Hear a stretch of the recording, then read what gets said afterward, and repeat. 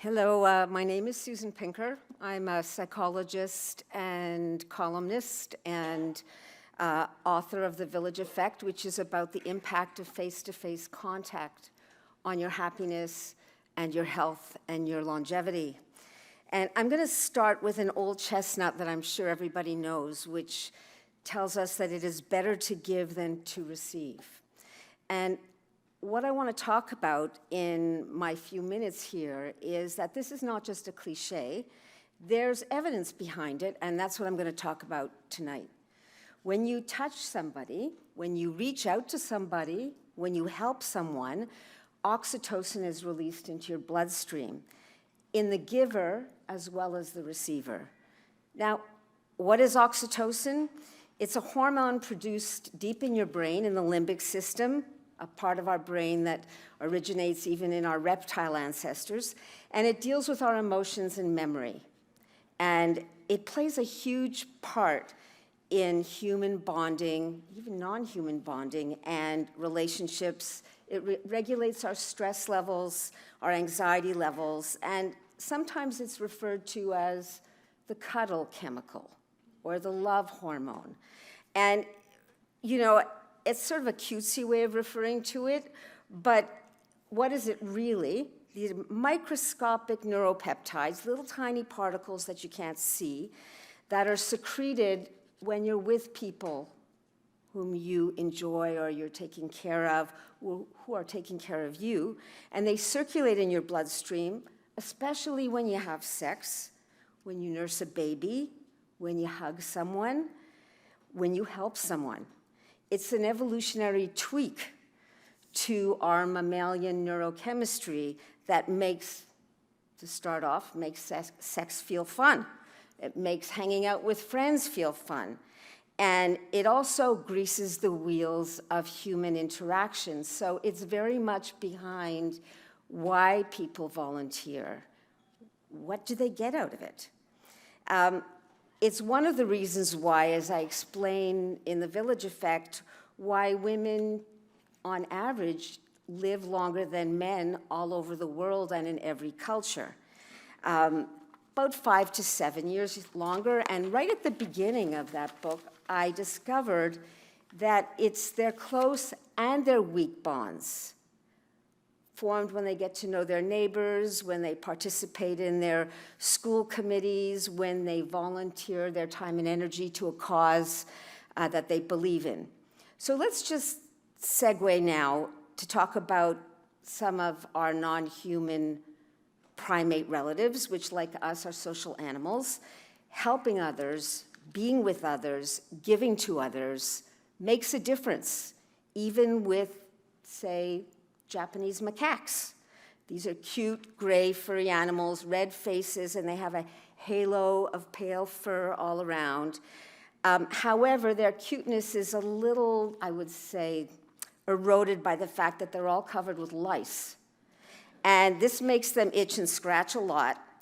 And it's also a paradox social scientists have discovered, because the females who they study, because they're looking at the mammalian oxytocin pathways, females who have the most friends or bonds have the fewest lice. You'd think it would be the reverse, right? But the reason is that macaques socialize by grooming each other, picking the eggs of lice or nits out of each other's fur and eating them. I know that's not really appetizing to most of us here, but it means that the more friends you have, the more grooming you get, the fewer lice you have.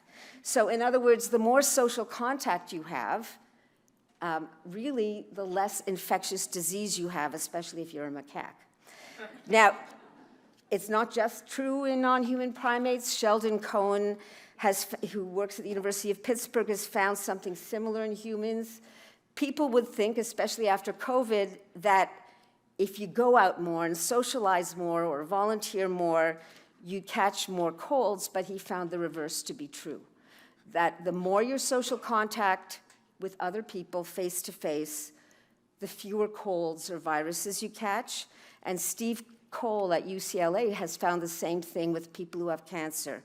The more social bonds they have, the better their immunity and the slower the growth of cancer cells. And I just want to mention a caveat about that. It doesn't mean that if people have a cancer that grows or recurs, that it's their fault because they don't have a wide enough social network, not at all. But it's about the fact that social contact up and down regulates our immunity, and our immunity affects the rate of cancer cell growth.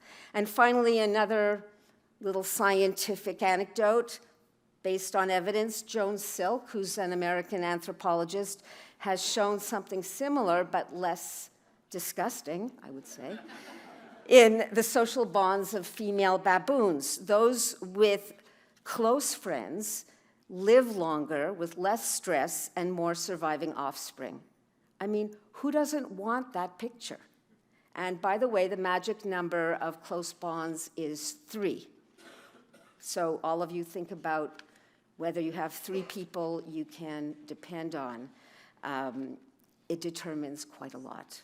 Now let's just move from talking about infection and longevity to talk about happiness. Volunteering sends these feel-good hormones that circulate through our bloodstream.